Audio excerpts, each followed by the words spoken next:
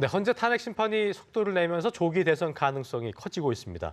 이번 설 연휴에 민심 변화가 주목되고 있는데요. 네, 전국 상황 알아보겠습니다. 네. 이두화 전 새누리당 의원 또 최진 세안대 대외부총장 나오셨습니다. 어서 오십시오. 두 분. 네, 안녕하십니까. 안녕하세요. 먼저 다시 한번 새해 복 많이 받으십시오. 예, 새해 복 고맙습니다. 많이 받으세요.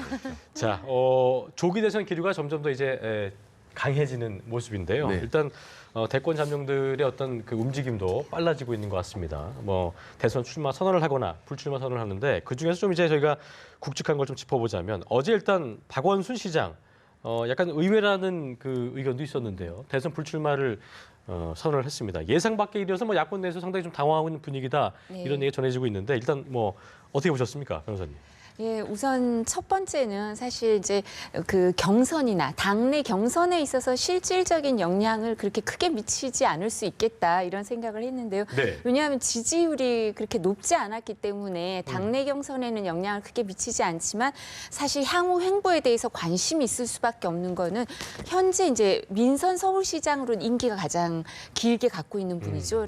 그렇기 때문에 이분이 당내 경선엔 영향을 미치지 않겠지만 본선에서는 박원순 서울시장이 어떤 행보를 펼치는지에 따라서 영향을 실질적으로 줄 수도 있기 때문에 문재인 후보를 지지할 것이냐 아니면 사실은 안철수 전 국민의당 안철수 전 대표에 대해서 사실은 마음의 빚이 있을 거 그렇죠. 아닙니까? 서울시장 그렇기 이전이기 때문에 때문에. 더불어민주당 당원으로서 활동을 할 것이냐 아니면 마음의 빚을 정치인으로서 갚을 것인가 이런 부분에 이제 향후 행보에 관심을 가질 수밖에 없을 것 같습니다. 네, 최진 부총장님은 어떻게 보셨어요? 어떤 의미라고 보셨어요? 열심히 하셨지 않습니까? 네. 그래서 좀 안타깝다라는 그 개인적인 생각이 들었는데 2015년 1월 이맘때쯤 기억하실지 모르겠는데 당시에 박원순 시장이 1위였습니다. 예. 여론조사로 그렇죠. 보면 예. 선두를 달렸는데 그 이후로 꾸준히 하락을 했고 불과 최근에 그런 그 문재인 대표에게 겨냥해서 청산 대상이다, 개혁 대상이다 이라고 마지막 승부수를 던졌지 않습니까? 그런데 그 이후로도 이제 떨어지기 때문에 지지도가 그래서 더 이상 어떤 방법이 없다라는 최종 결론을 내린 것 같아요. 근데 우선 서울시장이라는 자리가 사실 양면성이 있습니다. 그게 상당히 든든한 버팀목이 되지만 또 국민들 입장에서는 저런 좋은 현직을 갖고 있는데 또 대선까지 하느냐라는 그런 어떤 절박한 지지할 의사가 상대적으로 약화될 수가 있거든요.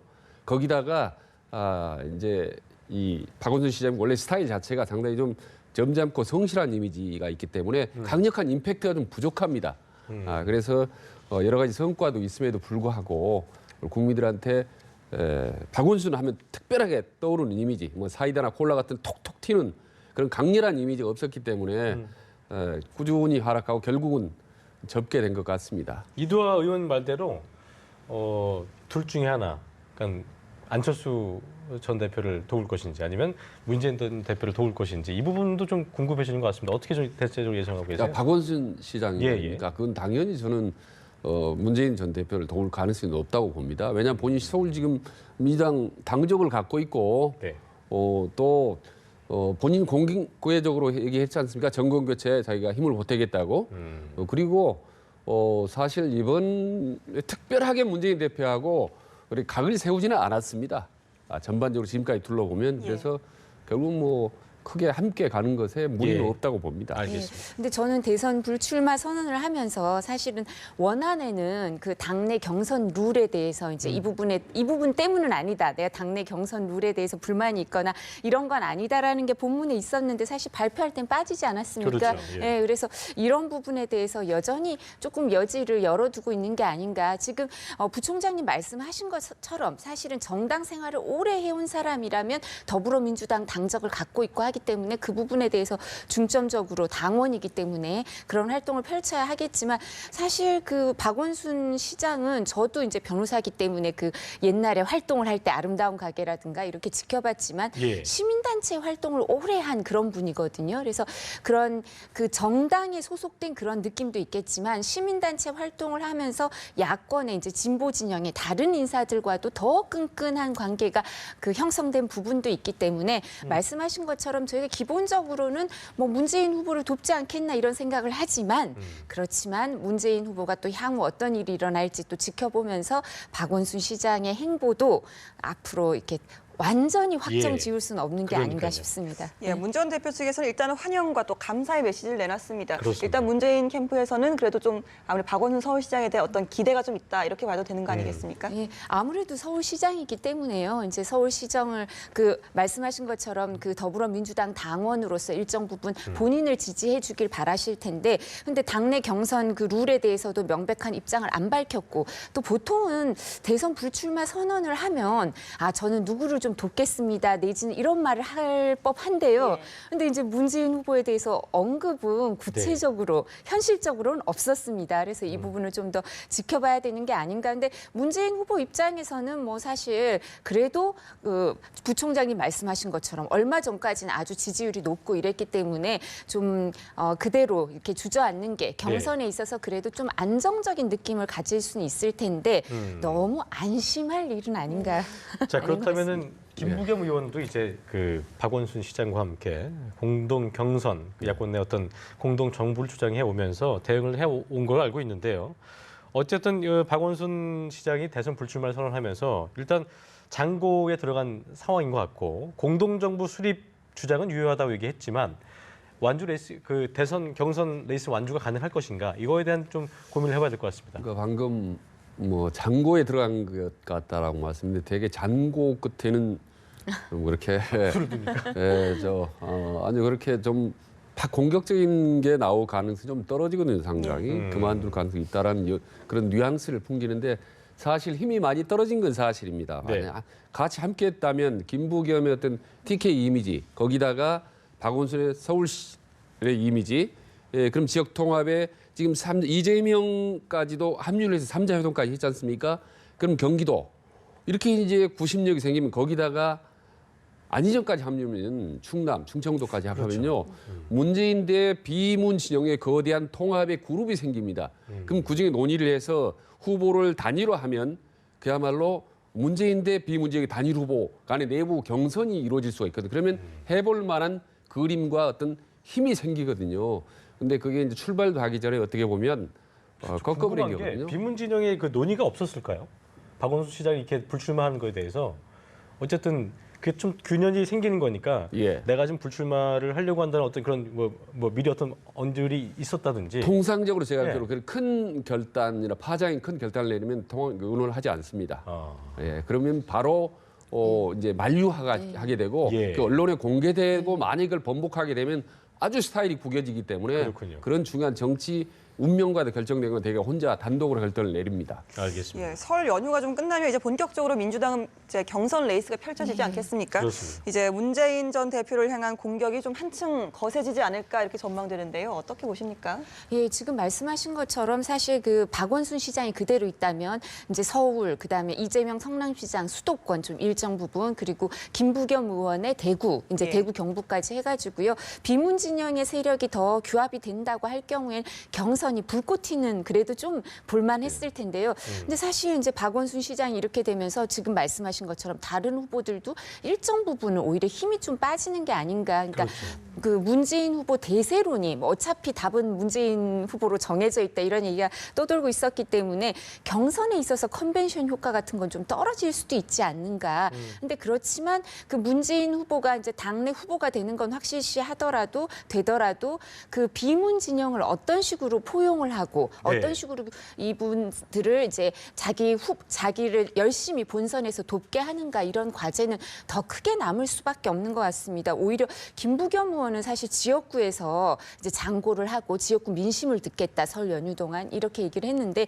경선 참여 여부에 대해서는 언급을 아직 안 했거든요. 근데 26일부터 이제 당내 경선 예비 후보를 등록하니까 이 부분을 지켜보면 될 것 같은데, 네. 당내에서 이제 세력화가 되지 않으니까 오히려 그럼 당 외부의 빅텐트에 대해서도 일정 부분 이제 설득하는 사람이 예, 예. 생기겠죠. 김부겸 후보의 마음은 모르겠지만, 의원의 마음은 모르겠지만 당내에서 또 당 외부의 세력들이 더욱더 손길을 내밀게 되지 않을까 싶습니다. 어떤 분석글을 봤더니만 보니까 이제 주류나 어떤 대세론 자체가 오히려 더 이게 지속되다 보면은 독이 될 수 있다. 예. 그런 면에서 이제 너무 무난하게 가는 것도 좀 위험할 수 있지 않겠냐는 분석도 있던데, 이 부분은 어떻게 보세요? 그러니까 이도한 잘 말씀드렸는데 간단히 정리해서 말했으면, 일단 문재인 대세론이 탄력을 받은 건 사실입니다. 네. 분명히 그러면 내부 비문 지형을 규합할 수 있을 것이냐 하는데 규합에는 별 문제가 없을 거라고 봅니다. 왜냐하면 이재명, 안희정, 김부겸 이런 분들이 기본적으로 문재인 전 대표하고 정책 노선이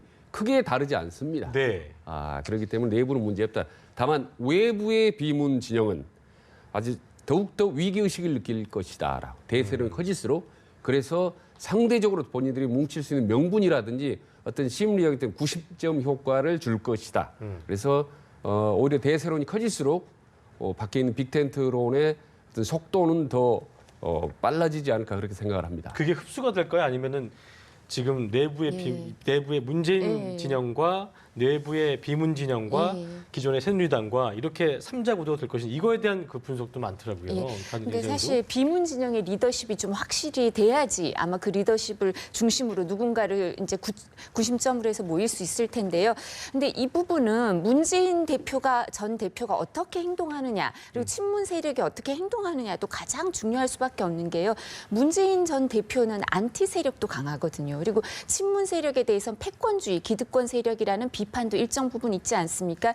그래서 이분들이 이제 대세론이 확정이 됐다. 그렇다면 보통 어떤 행동이 벌어지냐면 내부에서 이제 본인들 외에는 더욱더 진입 장벽을 높이고 내부에서 이제 이렇게 좀 더 우리가 뭘 할 거냐 섀도우 캐비넷 짜고 그다음에 또 이제 다른 사람이 들어오는 거 이제 갈라먹기 이런 거는 권력을 나누긴 싫어하고 이런 행동이 벌어지면 패권주의가 혹시 강화된다면 그런 양상이 보인다면 당내의 비문 세력들도 뭐 개헌을 고리로 한다든가 명분을 만들면 이제 다른 생각을 할 수도 있죠. 그렇죠. 예, 어제였죠. 국민의당 박지원 대표와 또 손학규 국민주권 개혁회의에 의장이 만났습니다. 그렇습니다. 어떤 얘기가 오갔을까요? 예. 아마 두 분이 상당히 분위기가 좋았을 것 같습니다. 좋았을 것이다. 왜냐하면 박지원 대표는 오래전부터 러브콜을 했었습니다. 손학규 대표가 오십시오, 오면 좋겠다라고.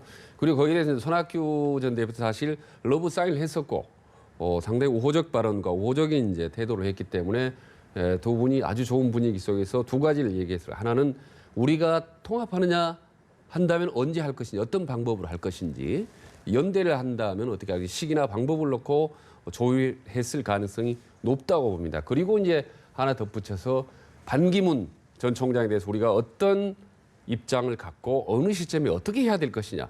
그리고 상대는 진짜 반기문에 대해서 어떻게 생각하고 들어왔을 경우 어떻게 해야 될까. 이 부분을 같이 공동으로 의논을 하지 않았을까. 그래서 저는 우선은 어쨌든 박지원, 손학규가 큰 틀에서 보면 함께 가는데 공감대를 형성한 그런 자리였을 거라고 저는 생각을 합니다. 그저 손학규 전 의장이 그러니까 전 대표가 그냥 흡수되는 것보다는 그냥 들어가는 것보다는 이렇게 국민주권 개혁회의라는 걸 만들어서 다음 달 중에 이제 뭐 통합 가능성이 있지 않겠냐는 예상이 나오고 있던데 수순이라고 봐야 될까요? 예, 지금 말씀하신 것처럼 이제 이건 현실이죠. 현실인데 좀 어떤 그 본인이 사실 존재감을 갖고 지분을 갖고 참여를 하기 위해서는 일정 부분 정치는 저희가 현실적으로 새가 있어야 된다는 표현을 항상 쓰거든요. 그래서 이제 본인이 세력을 형성해서 지분을 갖고 존재감을 갖고 상대방하고 협상을 하고 일정 부분 이제 역할을 만들어 나갈 수밖에 없는 게 현실이고요. 그렇기 때문에 이제 의장이 되신 거고 그 국민주권 개혁회의를 만든 거고 이게 통합이나 일정 부분 그런 양상을 보일 수도 있는데요. 먼저 국민주권 개혁회의랑 그 국민의당이 뭐 통합 형태를 할지 아니면 뭐 반기문 전 총장이든 아니면 다른 사람이든 뭐 아니면 뭐 원탁회의 같은 걸 만들어서 빅텐트를 형성하고 비문 진영 이제 위기감이 이제 닥친 거 아닙니까? 그래서 그리고 또 선거도 다가올 것 같고요. 아직 불확실하지만 시기는 이제 일정 부분 헌법재판소에서 힌트를 줬기 때문에 그렇기 때문에 빅텐트를 만들어서 거기에서 이제 일정 부분 모이는 그런 역할로 할지는 어느 정도 그 부분에 대해서는 아직 여러 가지 생각이 합의가 이루어지지 않았을 수도 있지만 뭉치면 살고 흩어지면 죽는다 이 생각에 있어서는 일정 부분 합의가 이루어지지 않았을까 싶습니다. 네. 빅텐트에 대한 궁금증이 갈수록 커질 수밖에 없는 게 그래서 지금 이제 민주당 밖에 이제 비문 진영과 어떤 그 반기문 총장 오늘 뭐 이제 반총과 손학규 의장이 만날 것으로 예상이 되고 있는데 일단 뭐 반기문 전 총장과 손학규 의장이 손을 잡게 된다면 정말로 3지대 빅텐트가 가능하겠는지 이걸 또 국민의당이 허락하겠는지 또 바른정당 그대로 받아들이겠는지 이 부분이 참 어떻게 될지 궁금합니다. 요 빅텐트 얘기가 지금 한 달 넘게 계속 네. 매일매일 하고 있습니다. 이렇게 텐트를 만들면 기둥이 필요하지 않습니까? 그렇습니다. 저는 한 10개 필요하다고 봅니다. 그런데 제일 굵은 가운데 큰 기둥이 필요하잖아요. 예. 이 기둥이 되기 위해서 서로 경쟁을 하고 있는 거거든요. 말하자면 빅텐트의 주도권을 잡기 위해서 세 사람이 크게 가는 경쟁을 하고 있다고 봅니다. 하나는 반기문, 그다음에 손학규, 그다음에 안철수. 예. 안철수 대리는 이제 박지원 전 대표죠. 그렇습니다. 세 그룹이 치열하게 이제 서로 물고물리는 이제 신경전을 펴고 있는데 우선 반기문과 손학규 두 사람이 동병상련입니다. 사실은 큰 지지 기반이 없기 때문에 네. 어떻게 해서든지 두 사람은 힘을 좀 뭉쳐야 되는 입장입니다. 그런 점에서는 둘이 의기투합할 수 있지만 빅텐트의 주도권을 잡기 위해서는 두 사람 또 경쟁을 해야 되거든요. 그래서 조금 전에 했던 손학규나 박지원의 분위기보다는 반기문과 손학규가 맞아서 훨씬 더 치열하게 서로 수싸움을 할 것 같다. 그리고 서로 밀고 당기는 네. 그런 격이 있지만 손학규 입장에서는 반기문은 일정 정도는 지금은 거리를 좀 둘 수밖에 없다. 왜냐? 국민의당 손학규 박지원과 안철수의 그룹이 있기 때문에 먼저 손을 잡은 다음에 반기문은 2단계, 3단계로 손을 잡을 가능성이 높다고 봅니다. 그렇군요. 예, 반기문 전 총장이 이제 바른정당과 손을 좀 잡을 가능성 나오고 있는데요. 그렇습니다. 여기에 대해서는 좀 어떻게 보시는지요? 예, 뭐 측근이라든가 이런 분들 관계자분들이 얘기하시는 거 보면 만약에 입당을 한다면 국민의당에 입당하는 것보단 바른정당에 입당할 가능성이 크다. 그리고 정치부 기자분들도 그런 말씀을 많이 하시는데요. 근데 사실 그 지금 반기문 전 총장은 그 귀국 효과를 별로 보지 못하고 지지율이 이렇게 상승세가 아니라 오히려 추세를 좀 보면 빠졌죠. 조금 예. 빠지는 추세거든요. 그렇기 때문에 이런 상황에서 그럼 정당을 들어가는 게 이제 한참 잘 나갈 때 들어가는 것도 아니기 때문에 그럼 본인이 들어가서 그 지금 바른정당은 대선 출마를 선언한 분들이 많습니다. 그럼 경선을 치러야 될 것인지 그게 아니라 그렇다면 바른정당에 들어가서 바른정당의 한 구성원으로 그 대표는 또 정병국 대표가 있으니까요. 다른 당하고 합당을 하거나 연대하는 게 본인이 얼마나 영향력을 행사할 수 있을지 그거는 이제 주도권에 있어서 그렇게 크게 자신이 주도권을 발휘하지 못할 테니까 오히려 계속 빅텐트론을 펼치면서 본인이 주도권을 그래도 좀 더 잡기 위해서 노력하고 새누리당 내부에 있던 의원들 중에 충청권 의원들은 설 연휴가 지나면 좀 탈당할 가능성도 있고 그렇기 때문에 그런 자신의 세력을 조금이라도 만들어서 일정 부분 이제 주도권을 발휘할 수 있는 방향으로 연대를 하려고 노력을 하지 바른정당에 바로 입당하거나 그런 건 쉽지 않을 것 같습니다. 네. 그러니까 그걸 간단히 말씀드리면 네. 바른정당 입장에서는 반기문이 빨리 오십시오. 빨리 올수록 좋습니다. 지금 빨리 오면은 유승민이 있지, 그다음 남경필이 있지, 반기문. 그러면 3자 경선을 하게 되지 않습니까? 그러면 국민들을 향해서 실말로 그림이 상당히 좋거든요. 그렇기 때문에 하루라도 빨리 오는 게 유리하죠. 반면에 반기문 전 총장 입장에서는 들어가는 순간 보수의 여권 색채가 프레임을 같이 해야 되는 거잖아요. 예, 어쩔 수 없이 강해지고 예. 또 상당히 외연 확대가 제한적입니다. 그렇죠. 그렇기 때문에 가나 늦게 가겠습니다라는 겁니다. 그래서 결론적으로 말씀드리면 언젠가는 합류하지만 상당히 좀 늦게, 뒤늦게, 가장 늦게 합류할 가능성이 높다고 예상을 합니다. 그리고 이제 뭐 그 조금 전에 이두화 전 의원께서 얘기하셨지만 반 총장이 들어와서 이제 많은 광복 행보를 보이고 있지만 예. 너무 이렇게 하는 거에 비해서 그 가성비가 떨어진다는 분석이 많은데요. 기본적으로 관훈클럽 초청 토론회에서도 이제 그 굉장히 정책적인 비전이라든가 이런 거 얘기할 때 우리가 이제 속된 말로 반반 화법이다. 그러니까 네. 정치적 모호성이라는 게 전략인 건지 예. 아니면 반 전 총장 측의 정말 상황인 건지 그 모호성이 전략인지 상황인 건지에 대한 그 분석도 여러 가지던데 어떻게 보고 계세요? 그러니까 원래 그분 체질이 반반이죠. 예. 40년 동안 외교관 생활을 했으면요. 어느 한쪽으로 치우치면 안 됩니다.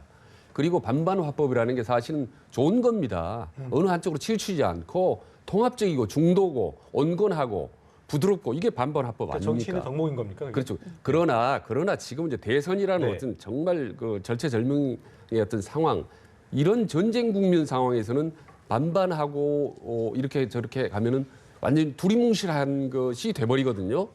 그렇기 때문에 지금 이런 국면에서는 최대한 단호하고 결단력 있는 모습을 보여줄 필요가 있습니다. 네. 근데 사실 이번에 관훈 토론이 너무 좋은 기회였거든요. 그래서 과거 외교관의 반반 화법을 완전히 탈피해서 정말 정치인으로 변신한 새로운 반기문의 모습, 리더십을 확실히 보여줄 수 있는 기회였는데 의외로 그런 부분이 좀 부족했던 것 같고 언론도 생각보다는 좀 비중 있게 덜 다룬 것 같다는 임팩트가 생각이 크지 듭니다. 않았다는 분석도 대체적으로 많은 것 같은데 일단 설 밥상 민심에서 어떤 또 변화가 있을지 저희가 좀 추이를 지켜봐야 될 것 같고요. 예, 이제 박 대통령 이야기를 좀 잠깐 해보겠습니다. 며칠 전 이제 인터넷 방송과 인터뷰를 했는데요. 애초 배국민 담화나 또 기자 간담회를 가질 것이다 이런 예상이 됐는데 인터넷 언론과 인터뷰를 했습니다. 예. 어떻게 보셨습니까? 예, 많은 사실 생각하셨을 것 같습니다. 예. 예, 헌법재판소의 이제 그 탄핵 심리와 관련해서는 전혀 도움이 안 될 것 같고요. 뭐 특별검사에 대해서도 도움이 안 될 것 같고 중도 세력에 대해서도 전혀 이렇게 이 대통령에 대해서 생각이 나아질 것 같지는 않습니다. 근데 아마 대통령께서는 본인의 지지 세력, 이제 친박이라고 할 수 있는 본인의 지지 세력에 대한 메시지를 전달한 것 같은데요. 정말 너무 안타깝죠. 선거 국면, 대선 국면을 생각하더라도 전혀 도움이 안 되고요. 본인의 개인의 어떤 앞으로 이제 남아 있는 재판이라든가 판결을 생각해도 제가 법조인으로 봐서도 네. 전혀 도움이 안 되는 거였기 때문에 사실 본인이 정말 알리고 싶은 메시지가 있다면 헌법재판소의 심리나 아니면 특검에 이제 출석을 해서 말씀을 하시거나 그렇지 않다면 네. 정말 청와대 출입 기자들과 끝장 토론 같은 걸 해서 자유로이 질문을 받고 모든 이제 응답을 해주면서 이제 의혹을 해소해 주시는 그런 거야지. 뭐 정규제 TV에서는 이제 질문이 저희가 네. 공감할 수 있는 질문보다 공감하지 못하는 질문이 많았고 그래서 이제 답도 저희가 이제 별로 궁금해하지 않는 예. 거에 대한 답이 많았기 때문에 사실 좀 실망스러운 예, 실망스러울 인터뷰였다. 뿐만 아니라 관심도도 좀 떨어진 게 아닌가 이런 자, 생각이 끝으로 최 부총장님께서 네. 이게 정말 보수층 결집에 도움이 됐을지 이런 부분에 대해서 좀 분석을 해주시면서 좀 마무리실까요? 예. 그러니까 저 박근혜 대통령 말씀이죠. 인터뷰. 그러니까 예. 모든 상황이 불리하고 엉망진창인 걸 뻔히 알면서 다분히 의도된 회견이라고 봅니다. 신정 때는 기습 기자 간담회 하더니 구정 때는 이제 바로 기습적으로 언론 인터뷰를 하지 않습니까? 그래서 구정 민심을 앞두고 어쨌든 친박 보수 세력을 겨냥한 어떤 강력한 어떤 언론 플레이, 보수여 뭉쳐라라는 그런 메시지라고 봅니다. 그런데 거의 같은 날 뭐 언론에 다 보시다시피 최순실 씨가 뭐 고래고래 뭐 고함을 지르면서 이제 특검으로 갔던 모습, 거기다가 바로 또 이경재 변호사가 또 삼종을 멸할 거다 말이야. 그런 말을 했다. 특검이 강압 수사를 한다라고 공개적으로 기자회견을 하고 그리고 바로 또 이어서 대구에서 대규모 보수 단체의 어떤 집회가 이루어지고 이런 것들이 집도끼를 좀 지키겠다는 뭐 어떤 전략이라고 좀 네, 정면으로 또 보수 진보적인 친박 진영을 겨냥한 그런 강력한 반격의 사인이다. 새해에는 더 이상 웅크리지 않고 나도 할 말 다 하고 반격하겠다라는 그런 공개 선언인 것 같습니다. 알겠습니다. 예, 오늘 말씀 여기까지 듣도록 하겠습니다. 이도하 전 새누리당 의원 또 최진 세한대 대외부총장이었습니다. 고맙습니다. 두 분 고맙습니다. 고맙습니다.